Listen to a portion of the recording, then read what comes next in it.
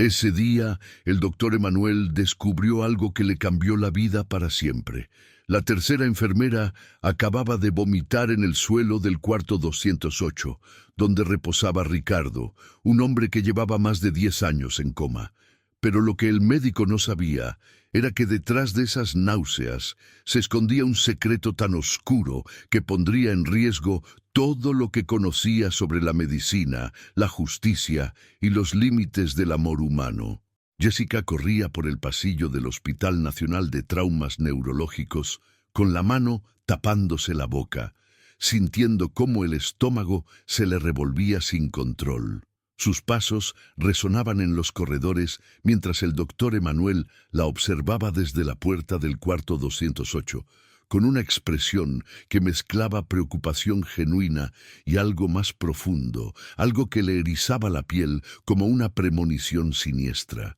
«Disculpe, doctor, creo que me estoy sintiendo mal», había logrado decir Jessica antes de salir disparada hacia el baño, dejando atrás solo el eco desesperado de sus zapatos contra el piso del hospital. Emanuel permaneció inmóvil durante varios segundos, observando el lugar donde Jessica había estado parada momentos antes. Sus ojos se dirigieron lentamente hacia la cama donde descansaba Ricardo, el paciente que había llegado a su hospital meses atrás con una historia médica que desafiaba toda explicación lógica.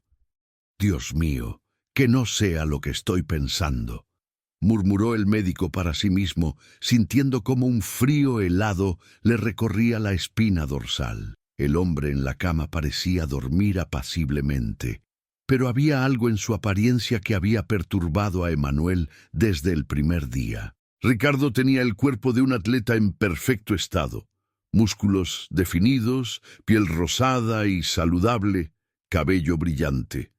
Nada en su físico sugería que hubiera pasado una década completa inmóvil en una cama de hospital. Era como si alguien hubiera tomado a un joven deportista y simplemente lo hubiera hecho dormir para siempre. Pero lo peor aún estaba por venir. Cuando Jessica regresó al cuarto varios minutos después, pálida como un fantasma, pero intentando disimular su malestar, el doctor Emanuel ya había tomado una decisión que cambiaría todo.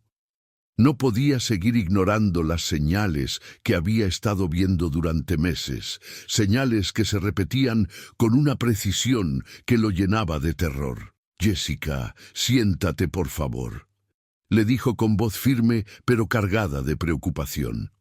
«No puedes seguir trabajando en estas condiciones. Vamos a mi consultorio para hacerte algunos estudios». La joven enfermera intentó protestar, explicando que solo había sido un mareo pasajero, pero Emanuel no estaba dispuesto a aceptar excusas. Había visto esa misma secuencia de síntomas demasiadas veces en los últimos meses, como para considerarlo una coincidencia. Primero había sido Tamires, su enfermera de mayor confianza, una mujer que llevaba casi una década trabajando a su lado y que conocía cada procedimiento del hospital mejor que muchos médicos. Tamires había comenzado con náuseas matutinas, mareos inexplicables y una palidez que no podía atribuirse al cansancio laboral. Luego había llegado Violeta, la enfermera más joven del equipo, que había comenzado a trabajar en el hospital apenas unos meses antes de que Ricardo fuera transferido. Violeta también había mostrado los mismos síntomas alarmantes, la misma secuencia de malestares que Manuel conocía muy bien después de décadas de práctica médica. Y ahora Jessica, la tercera enfermera asignada a los cuidados de Ricardo, estaba repitiendo exactamente el mismo patrón. Lo que descubrió en su consultorio esa tarde lo dejó completamente sin palabras. El resultado del examen de embarazo fue devastadoramente claro. Positivo. Jessica estaba embarazada, exactamente igual que las otras dos enfermeras, pero cuando el doctor Emanuel le preguntó sobre el padre del bebé, la respuesta de la joven lo hizo sentir como si el mundo se desplomara a su alrededor. «Doctor, yo no tengo novio desde hace más de un año», le dijo Jessica con los ojos llenos de lágrimas y una expresión de confusión absoluta. No me he involucrado románticamente con nadie. No hay manera posible de que esté embarazada. Este examen tiene que estar equivocado. Emanuel sintió que sus manos comenzaban a temblar mientras sostenía los resultados del laboratorio.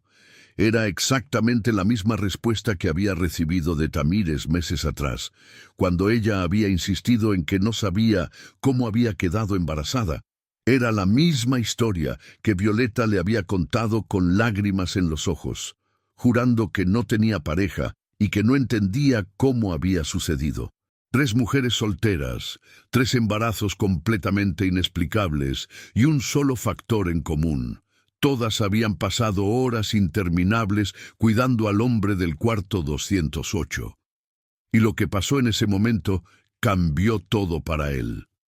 El doctor Emanuel tomó una decisión que sabía que podría costarle su carrera, pero que su instinto médico le gritaba que era necesaria.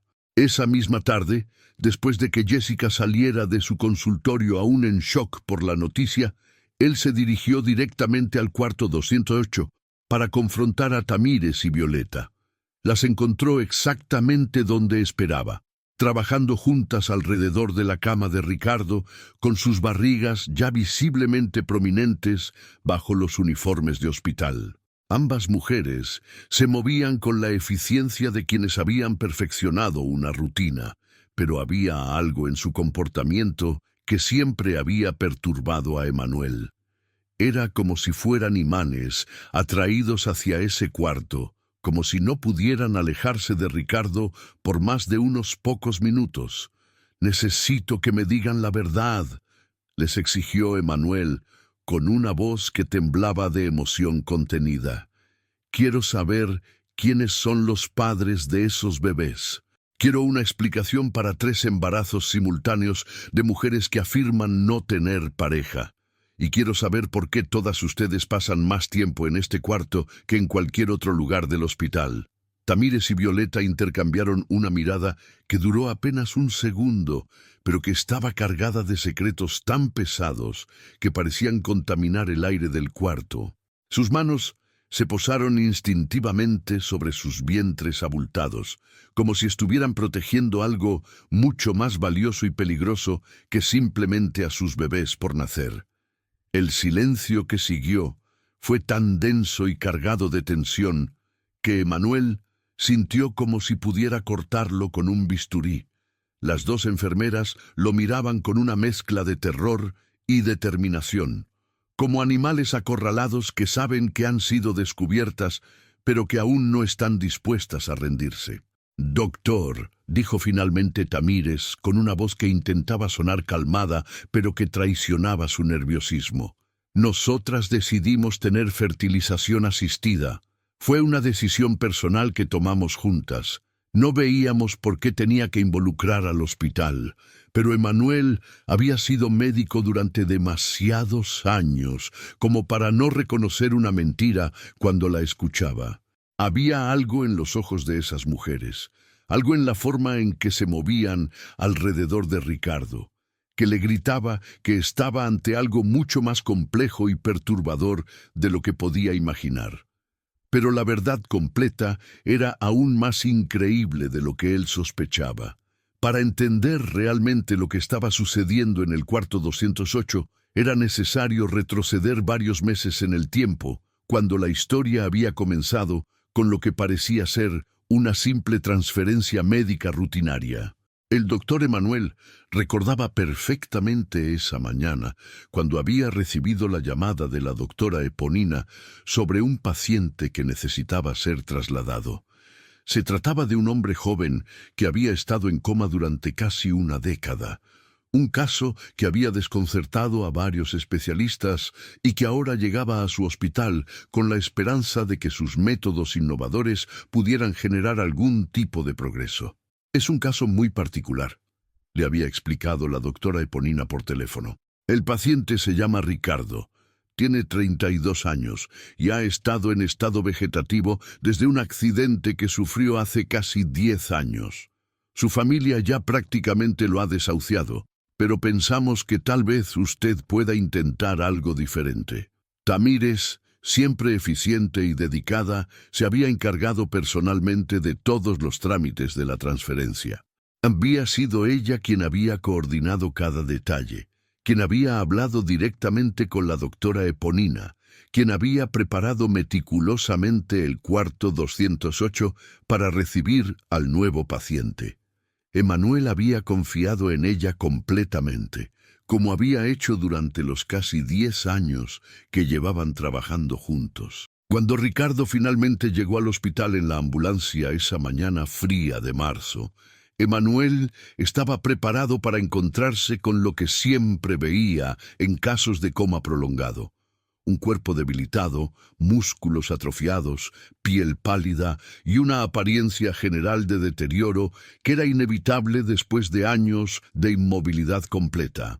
En lugar de eso, se encontró cara a cara con algo que desafió todo lo que sabía sobre medicina. Ricardo era un espécimen físico impresionante. Su cuerpo mostraba una musculatura definida que habría sido envidiable en cualquier gimnasio.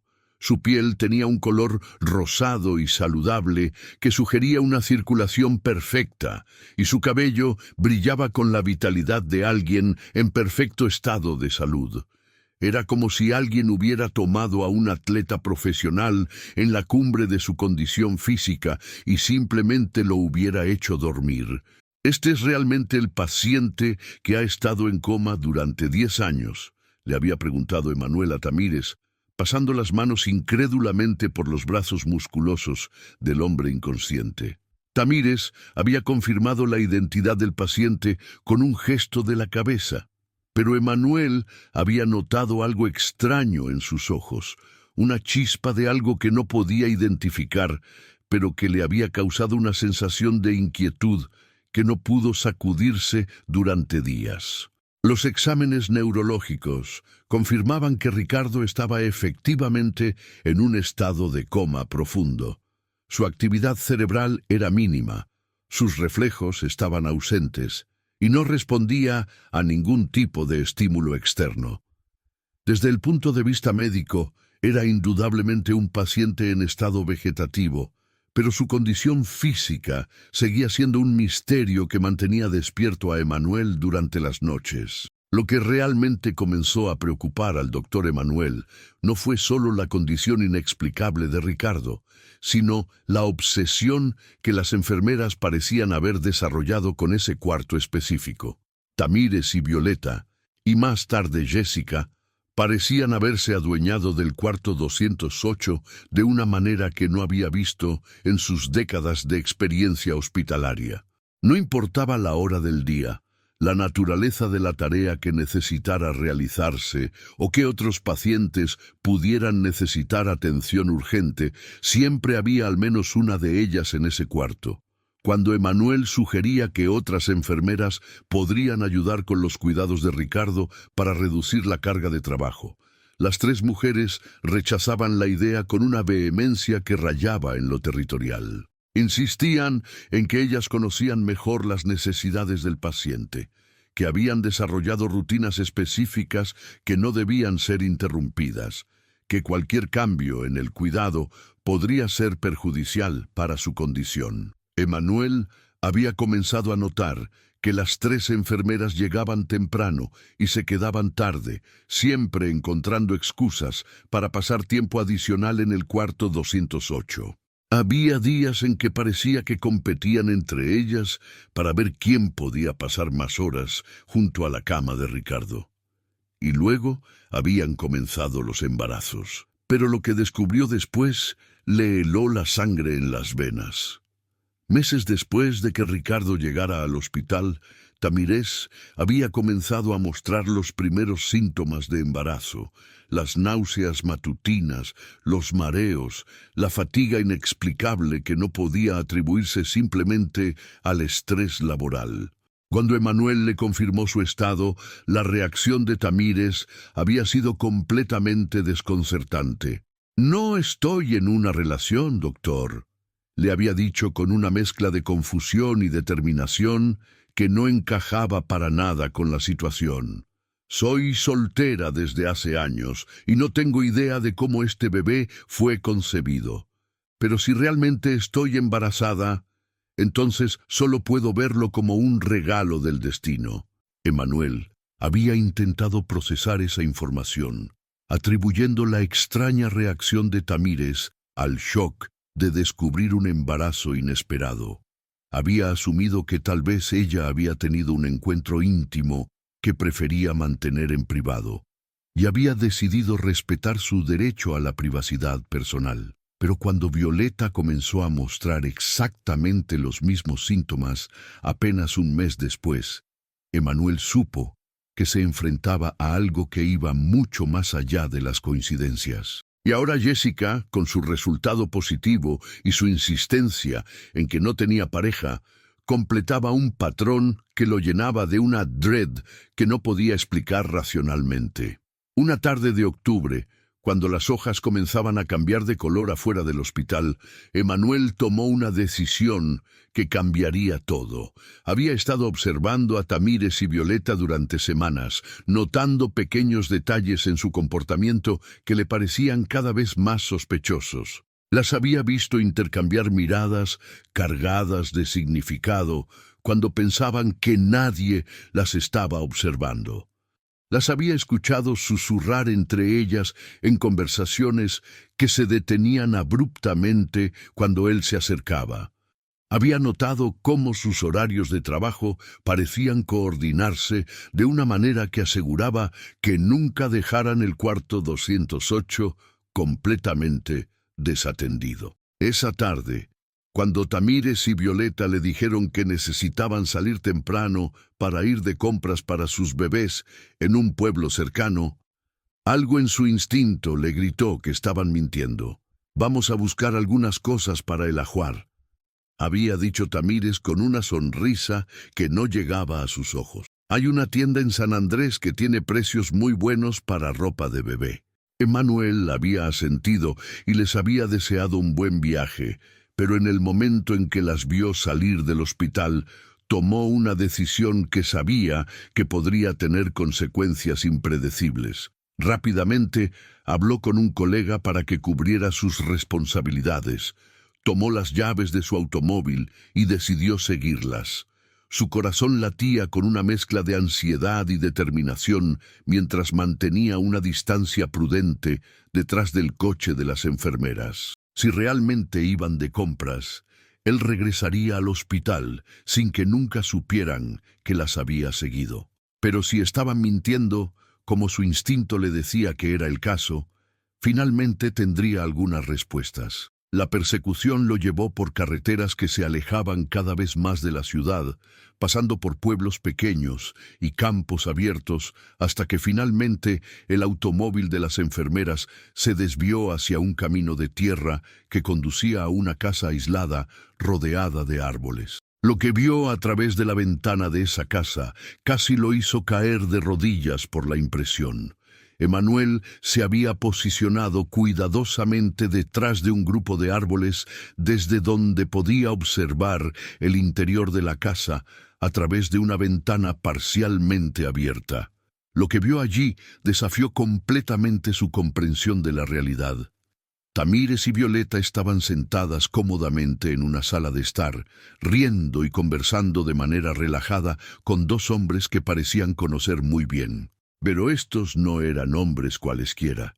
Eran copias exactas de Ricardo, gemelos idénticos que hablaban, gesticulaban, se movían y respiraban como cualquier persona completamente saludable y consciente. Emmanuel tuvo que agarrarse del tronco de un árbol para mantenerse en pie mientras procesaba lo que estaba viendo. Los dos hombres eran físicamente indistinguibles del paciente que él había estado tratando en el cuarto 208, pero estaban completamente despiertos, alerta y claramente involucrados en relaciones íntimas con las enfermeras embarazadas. «Ya no aguanto más esta situación», estaba diciendo uno de los hombres con evidente frustración. «Necesitamos terminar con esto pronto. Es demasiado peligroso seguir con estos intercambios. Tarde o temprano alguien va a descubrir lo que estamos haciendo». El otro hombre asintió con vehemencia, caminando nerviosamente por la habitación. Mi hermano tiene razón. Las entradas y salidas constantes del hospital se están volviendo cada vez más difíciles de manejar. Si nos descubren, todos terminamos en la cárcel. Pero fue lo que dijo Tamires lo que hizo que Emmanuel sintiera como si el suelo desapareciera debajo de sus pies. «Tranquilos, Arthur, Afonso», dijo con una voz que mezclaba autoridad y afecto. «Todo está bajo control. Jessica, Violeta y yo nos estamos encargando de que nadie sospeche nada. El doctor Emmanuel confía completamente en nosotras, y pronto conseguiré los medicamentos necesarios para simular la muerte de Ricardo. Cuando eso suceda, podremos desaparecer todos juntos y empezar una nueva vida en otro país». Emmanuel sintió que su mente luchaba por procesar la información que estaba recibiendo. No estaba viendo a dos gemelos, sino que claramente había un tercer hermano, presumiblemente Ricardo, que se estaba turnando con estos dos para hacerse pasar por un paciente en coma en su hospital. Era la conspiración más elaborada y audaz que había encontrado en toda su carrera médica, y las tres enfermeras en las que más confiaba eran las arquitectas principales del engaño. Y lo que descubrió cuando regresó al hospital esa misma noche lo llevó al límite absoluto de su cordura. Emmanuel condujo de regreso al hospital en un estado de shock que lo hacía sentir como si estuviera viviendo una pesadilla de la que no podía despertar. Su mente corría a 1000 kilómetros por hora, tratando de procesar las implicaciones de lo que había descubierto. Si Arthur y Afonso eran hermanos idénticos de Ricardo, y si realmente se estaban turnando para hacerse pasar por un paciente en coma, eso significaba que toda la documentación médica que había estado revisando durante meses era fraudulenta. Significaba que los exámenes, los reportes de progreso, las evaluaciones neurológicas, todo había sido manufacturado por las enfermeras para mantener la ilusión. Pero más perturbador aún era la realización de que las tres enfermeras no solo estaban participando en una conspiración médica masiva, sino que estaban en relaciones románticas activas con los tres hermanos. Los embarazos no eran misteriosos en absoluto. Eran el resultado natural de relaciones íntimas que habían estado ocurriendo literalmente bajo las narices de Emmanuel durante meses. Cuando llegó al hospital esa noche, Emmanuel sabía que tenía que actuar, pero también sabía que necesitaba evidencia sólida antes de hacer cualquier acusación. Decidió que la mejor estrategia sería observar discretamente y esperar el momento adecuado para confrontar a los conspiradores cuando estuvieran en el acto de realizar uno de sus intercambios.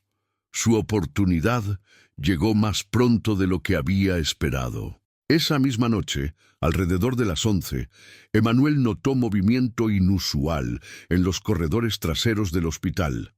Siguiendo su instinto, se posicionó estratégicamente donde podía observar sin ser visto, y lo que presenció le confirmó sus peores sospechas. Jessica se dirigió al cuarto 208 con una jeringa en la mano y una determinación en su caminar que sugería que había hecho esto muchas veces antes. Emmanuel la siguió silenciosamente, manteniéndose en las sombras, mientras ella entraba al cuarto y cerraba la puerta por dentro.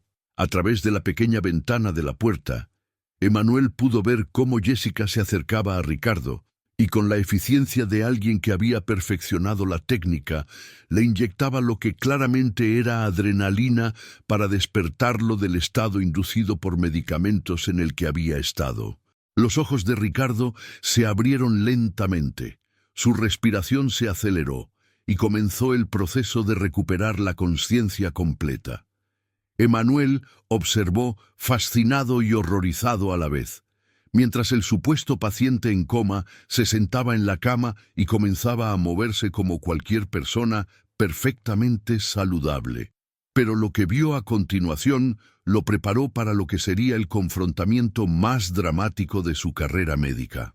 Unos minutos después, Emanuel escuchó pasos sigilosos en el corredor de servicio que corría paralelo al cuarto 208. Era Tamires, Violeta, y uno de los hermanos que había visto en la casa esa tarde, presumiblemente Arthur, acercándose para realizar el intercambio que había estado manteniendo viva esta increíble farsa durante meses. Emanuel siguió a distancia mientras el grupo se dirigía hacia una entrada de servicio que él ni siquiera sabía que existía, una puerta casi invisible que parecía haber sido instalada específicamente para facilitar estos intercambios clandestinos. Cuando finalmente llegaron al cuarto por esta ruta secreta, Emanuel pudo ver todo el proceso de intercambio desenvolviéndose ante sus ojos. Ricardo, ahora completamente despierto y vestido con ropa civil, se abrazaba afectuosamente con las enfermeras mientras Arthur se preparaba para tomar su lugar en la cama del hospital. Era una operación coordinada con precisión militar. Arthur se desnudó y se puso la bata de hospital mientras Jessica preparaba otra jeringa, presumiblemente con sedantes que lo harían parecer estar en coma. Ricardo besó a Tamires en los labios antes de dirigirse hacia la salida secreta, claramente preparándose para salir del hospital hasta que fuera su turno de regresar. Emanuel había visto suficiente. Con el corazón palpitando como si fuera a explotar, irrumpió en el cuarto justo cuando Jessica se preparaba para sedar a Arthur. ¡Alto ahí!, gritó con una voz que resonó por todo el cuarto. Nadie se mueve hasta que me expliquen exactamente qué demonios está pasando aquí. El efecto de su entrada fue inmediato y dramático. Las tres enfermeras se congelaron en sus posiciones como estatuas, mientras Ricardo y Arthur se quedaron paralizados con expresiones de terror absoluto que confirmaron que sabían que su elaborado engaño había llegado a su fin. El silencio que siguió fue tan intenso que Emanuel podía escuchar su propio corazón latiendo. 5 pares de ojos lo miraban con una mezcla de miedo, vergüenza y desesperación que habría sido cómica si la situación no fuera tan grave. Fue entonces cuando Tamires, la enfermera en la que más había confiado durante casi una década, se desplomó de rodillas frente a él con lágrimas corriendo por su rostro. «Por favor, doctor», le suplicó con una voz quebrada por la emoción.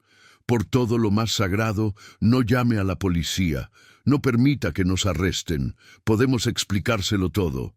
Los otros 4 siguieron su ejemplo inmediatamente, arrodillándose en el suelo del cuarto de hospital, como penitentes buscando absolución.